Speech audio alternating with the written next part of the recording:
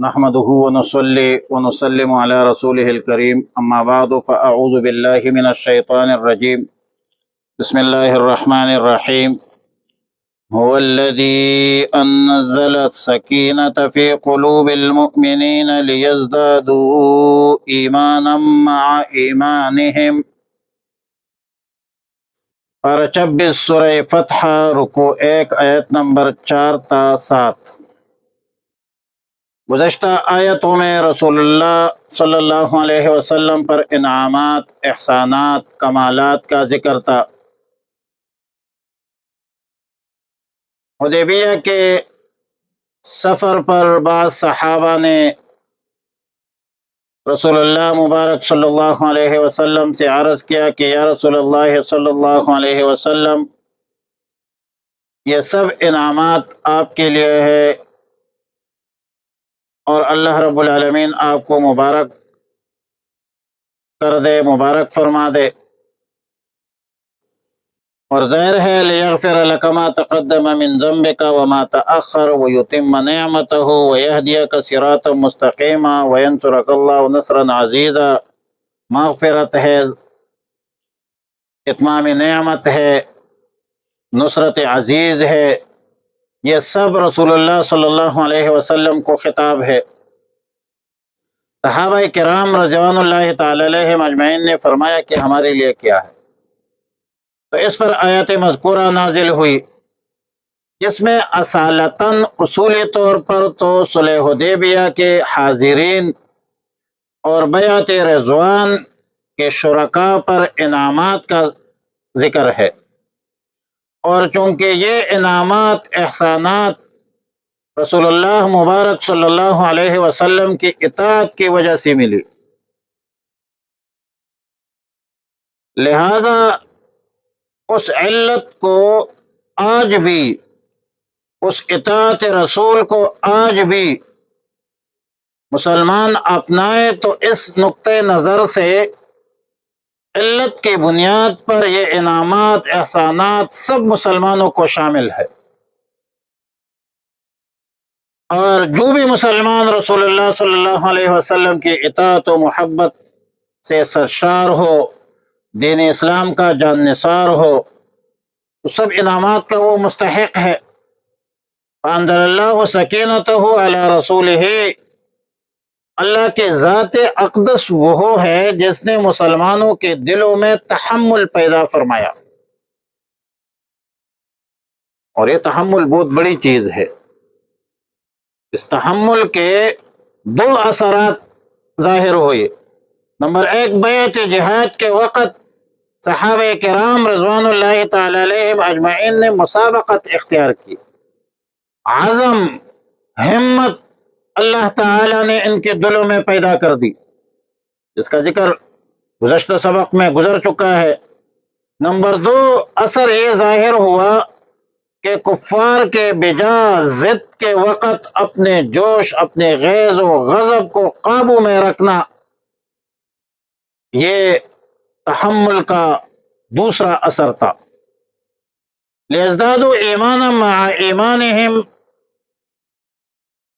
تاکہ ان کے پہلے ایمان کے ساتھ ان کا ایمان اور زیادہ ہو، ایمان میں اضافہ ہو۔ ظاہر ہے کہ اطاعت رسول کی وجہ سے نوری ایمان میں طاقت پیدا ہوتی ہے، قوت پیدا ہوتی ہے، اضافہ ہوتا ہے، اور صلح حدیبیہ میں جو مکمل، کامل و مکمل اطاعت رسول کا ایک امتحان تھا، اور اس امتحان میں صحابہ کرام رضوان اللہ تعالی علیہم اجمعین کامیاب ہو گئے۔ جب رسول اللہ صلی اللہ علیہ وسلم نے دعوت جہاد کے لیے بلایا، بیعت لی، تو انتہائی خوش دلی سے اور مسابقت سے صحابہ کرام نے بیعت کی، جہاد کے لیے تیار ہو گئے، جان نثاری کے لیے تیار ہو گئے، اور جب قتال سے روکا، صلح کی طرف آ گئے، تو سب صحابہ کرام جو جوش جہاد سے سرشار تھے، رسول اللہ صلی اللہ علیہ وسلم کے اطاعت کی وجہ سے وہ سر تسلیم خم ہو گئے، تسلیم میں خم کر دیا اپنے سر کو، قتال سے وہ باز آ گئے رسول اللہ صلی اللہ علیہ وسلم کے حکم کی تعمیل کی۔ اب یہ علیحدہ بات ہے کہ وَلِلَّهِ جُنُودُ السَّمَاوَاتِ وَالْأَرْضِ، آسمان و زمین کے سب لشکر، فرشتے اور دیگر مخلوقات، وہ بھی اللہ کی لشکر ہے۔ کفار کی شکست دین اسلام کے سربلندی کے حوالے سے اللہ رب العالمین ہمارے قتل و قتال کا محتاج نہیں ہے، اللہ غنی ہے۔ اگر اللہ چاہے تو فرشتوں کے لشکر کو بھیج دیتے، بدر میں نہیں بھیجا، احزاب میں نہیں بھیجا، حنین میں نہیں بھیجا، اس سب غزوات میں سب نے مشاہدہ نہیں کیا۔ البتہ یہ لشکر بھیجنا مسلمانوں کی ہمت بڑھانے کے لیے ہے، اور ایک فرشتہ بھی سب کے لیے کافی ہے۔ لہذا کفار مشرکین کی جو کثرت تعداد ہے یا ان کی جو مادی طاقت ہے، ان کو دیکھ کر جہاد میں تردد مت کرے، دل کے اندر کسی اور کا خوف پیدا مت کرے۔ جس طاقت اللہ تعالی اور رسول رحمت للعالمین اور خاتم النبیین کی طرف سے حکم جہاد ہو، تردد نہ کرے، یا ترک جہاد کے حوالے سے حکم ہو تو نتائج اور عواقب تو اللہ جانتا ہے، ہم تو حکم کے تابع ہے۔ توحید تو یہ ہے کہ خدا حشر میں کہہ دے یہ بندہ دو عالم سے خفا میرے لیے ہے۔ اللہ رب العالمین سب کچھ جاننے والا، سب حکمتوں کو اللہ جانتے ہیں۔ روکا ہے جہاد سے اسی وقت حکمت کے بنیاد پر، مصلحت کے بنیاد پر، اور اصل حکم تو اصل معاملہ تو امتثال حکم الہی ہے، رسول اللہ صلی اللہ علیہ وسلم کی اطاعت کا حکم ہے، جہاد ہو یا ترک قتال ہو، اس میں اتباع ہے، اور جو ایمان کی زیادتی کا باعث ہے۔ اور ایسی اطاعت اور فرمانبرداری کی بدولت اللہ رب العالمین مسلمانوں کو سرخرو فرماتے ہیں، دنیا میں بھی سرخرو ہے، آخرت میں جنتوں میں داخل کریں گے، جس کے نیچے نہریں بھی بہتے ہوں گی، جس میں ہمیشہ ہمیشہ کے لیے جنت کے باغات میں رہیں گے۔ اور اس اطاعت و فرمانبرداری کے بدولت اللہ رب العالمین ان مسلمانوں کے گناہوں کو دور کر دے گا، کیونکہ اطاعت رسول میں گناہوں سے گریز اور اعمال صالحہ سب داخل ہے، اوامر بھی داخل ہے، نواہی بھی داخل ہے۔ جو تمام سیئات ان تجتنبوا کبائر ما تنہون عنہ نکفر عنکم سیئاتکم وندخلکم مدخلا کریما، تمام سیئات اور گناہوں کا کفارہ ہے، بڑی کامیابی ہے، کامرانی ہے یہ۔ اطاعت رسول کے نافرمانی کی وجہ سے جو منافق مرد، منافق عورت ہے، جنہوں نے نفاق کا مظاہرہ کیا، ان کے نفاق اور کفر کی وجہ سے ان کو عذاب ملے گی۔ جو لوگ بری گمان کرتے ہیں، اور سیاق الکلام سے یہ معلوم ہوتا ہے کہ بری گمان سے مراد یہ ہے کہ جن کو عمرہ کے لیے فتح حدیبیہ کے سفر کی دعوت دی کہ آئیے ہمارے ساتھ، تو ان منافقین نے انکار کیا۔ باقی ظن السوء سے مراد عقائد شرکیہ بھی مراد ہو سکتی ہے، اور اعمال سیئہ وغیرہ بھی مراد ہو سکتے ہیں، سب اس میں داخل ہے۔ علیہم دائرۃ السوء، ان منافقین مرد و عورتوں پر برا وقت پڑنے والا ہے، ان کفار مشرکین پر برا وقت پڑنے والا ہے۔ لہذا چند روز کے بعد یہ بدبخت لوگ خود مقتول ہوں گے، محبوس ہوئے، اور منافقین کی تمام حسرتیں اور پریشانیاں وہ مزید بڑھ گئی، اور یہ تو دنیا کی سزا تھی۔ قیامت کے دن ان بدبختوں کو اللہ رب العالمین سزا دے گا، اللہ کا غضب ان پر متوجہ ہوگا، اللہ کی رحمت سے دور ہوگی، اللہ کی لعنت ہے ایسی بدبختوں پر۔ ان کے لیے تو دوزخ تیار کر رکھی ہے، ظاہر ہے کہ دوزخ تو بہت برا ٹھکانہ ہے۔ آیت نمبر 7 میں ایک دفعہ پھر اس بات کا اعادہ کیا کہ آسمان و زمین کے سب لشکر اللہ ہی کے ہے، اللہ رب العالمین زبردست ہے، اللہ رب العالمین قدرت والا ہے، اگر اللہ چاہے تو یک دم سب کی صفائی کر سکتے، سب کی صفائی کر دیتا،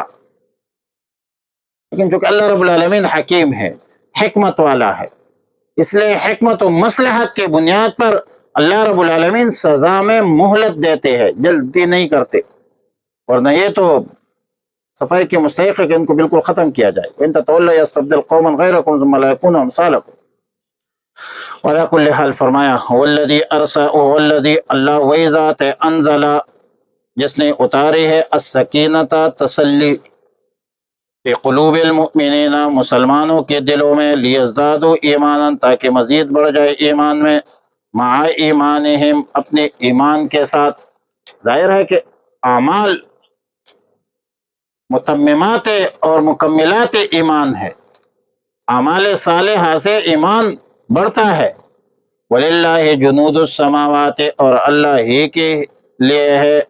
جنود السماوات آسمانوں کے لشکر والارض زمین کے لشکر وکان اللہ اور ہے اللہ رب العالمین علیماً جاننے والا حکیماً حکمت والا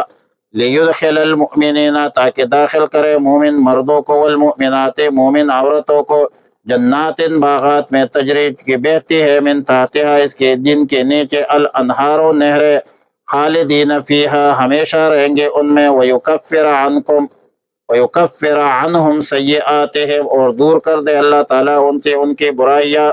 وکان ذالک اور یہ ہے اللہ کے نزدیک فوزاً عظیمہ بہت بڑی کامیابی ویعذب المنافقین اور عذاب دے منافق مردوں کو والمنافقات اور منافق عورتوں کو والمشرکین مشرکین مردوں کو والمشرکات مشرک عورتوں کو الظانین باللہ جو گمان کرتے ہیں اللہ پر ظن السوء بری گمان علیہم دائرۃ السوء ان پر ہے گردش بری وغضب اللہ علیہم اور غضب ہے اللہ کا ان پر ولعنہم اور لعنت کی ہے ان پر وأعد لهم اور تیار کی ہے ان کے لیے جہنم دوزخ وساءت مصیرا اور وہ بری جگہ ہے لوٹنے کی وللہ اور اللہ ہی کے لیے جنود السماوات والارض لشکر ہے آسمانوں کا والارض زمین کا وکان اللہ اور ہے اللہ رب العالمین عزیزاً غالب حکیماً حکمت والا اللہم صلی علی محمد وعلی آل محمد کما صلیت علی ابراہیم وعلی آل ابراہیم انک حمید مجید اللہم ارحمنا یا ارحم الراحمین اللہم اغثنا یا غیاث المستغیثین